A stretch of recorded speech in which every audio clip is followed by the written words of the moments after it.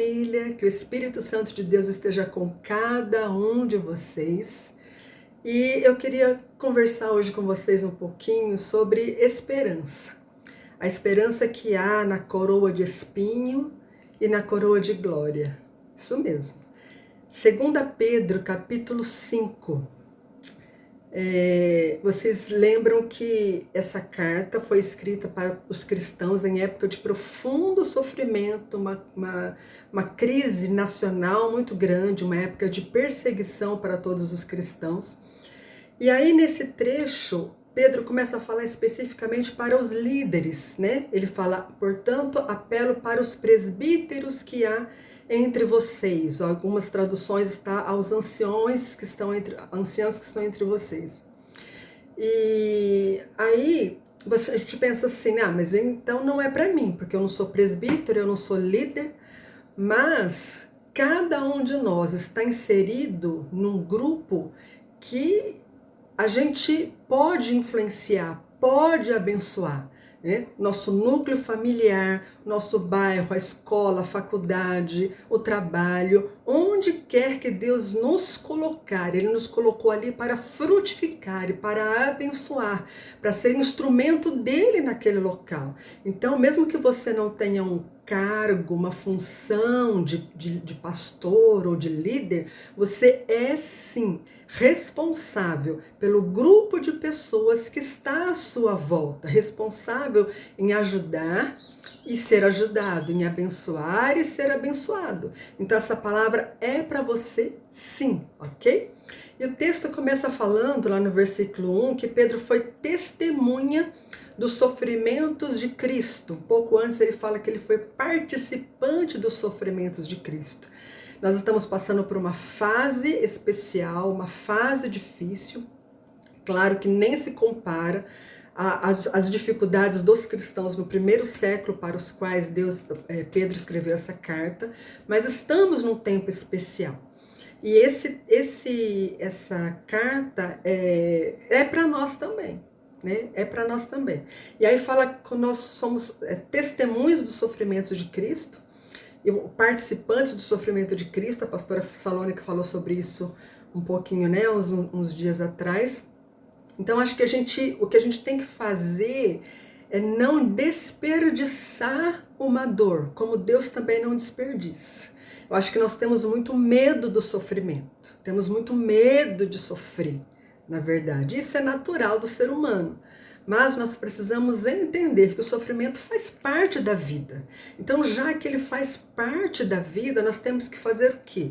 Aprender com ele. Sofrimento é pedagógico, sofrimento é didático. No sofrimento, Deus quer nos ensinar, Deus quer nos mostrar muitas coisas.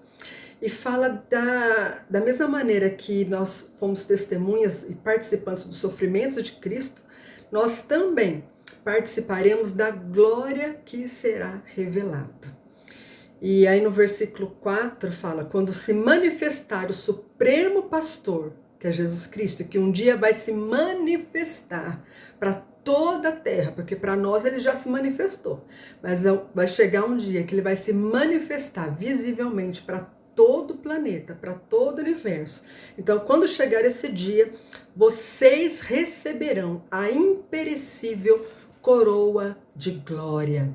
Lembra que Jesus, quando foi crucificado, ele recebeu uma coroa de espinhos, né? Como forma de escárnio, de zombaria.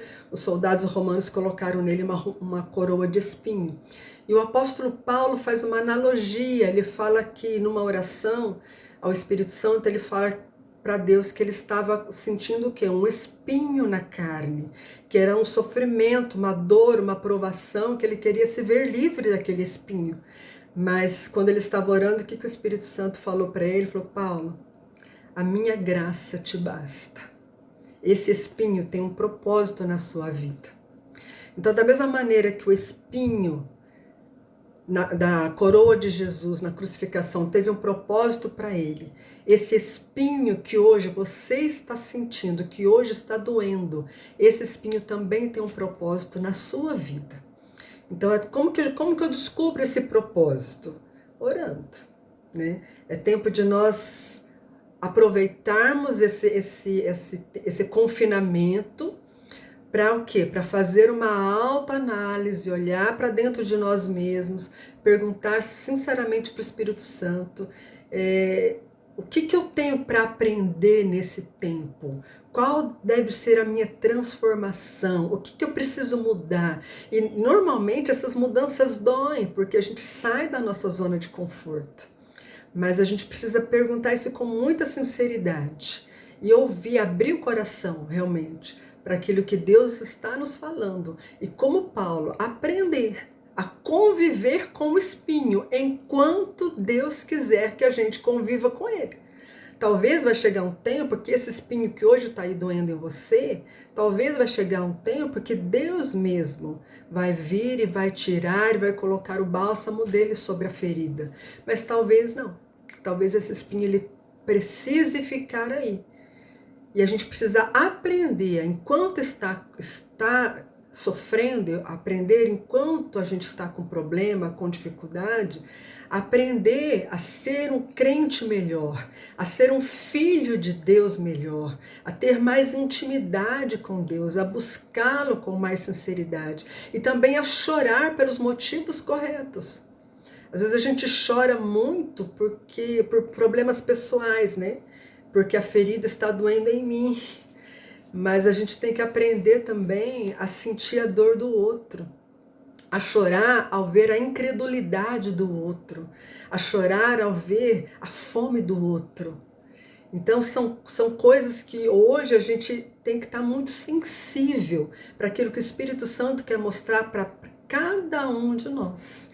Mas aqui fala também da coroa de glória. No original, essa imperecível coroa de glória, no original está escrito coroa de amaranto.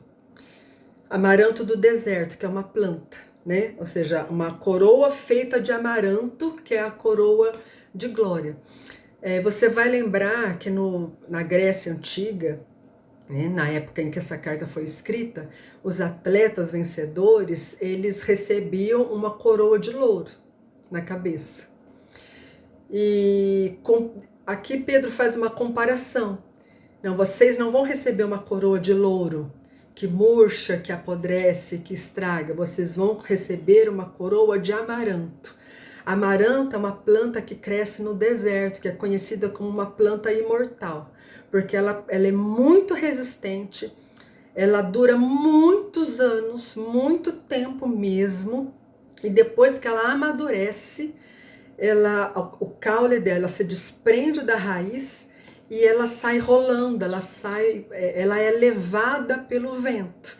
E conforme ela vai sendo levada pelo vento, as sementes dela vão ficando pelo caminho, e aí você já sabe o que vai acontecer, mais amarantos vão crescer, e vão nascer e vão crescer.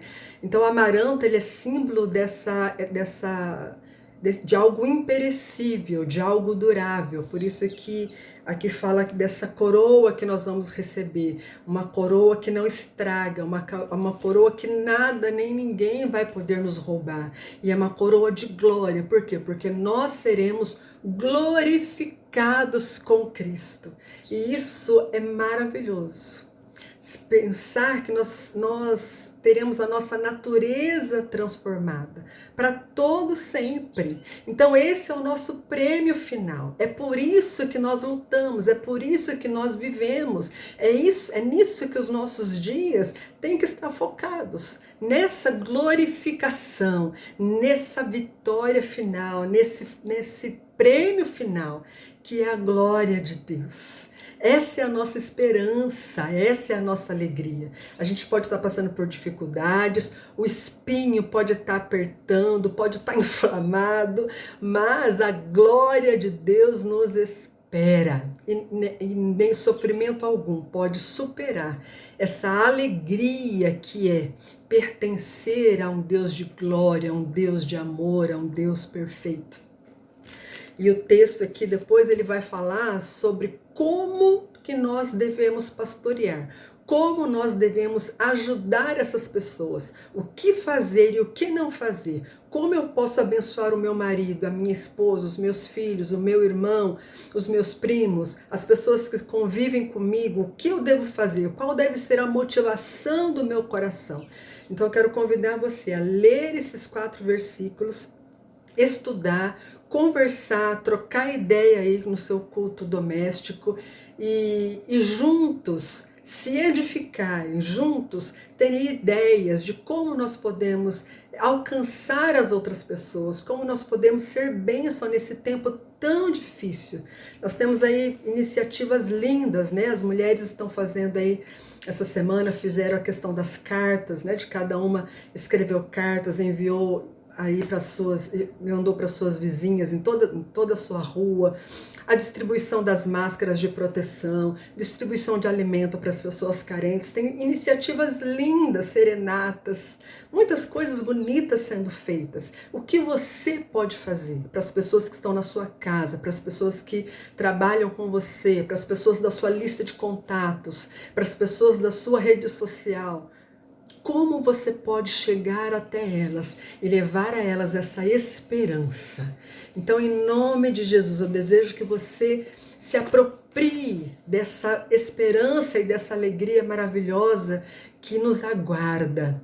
Que você se aproprie dessa paz que essa certeza nos dá e que você leve também um pouco dessa paz para aqueles que estão precisando tanto neste momento. Deus te abençoe.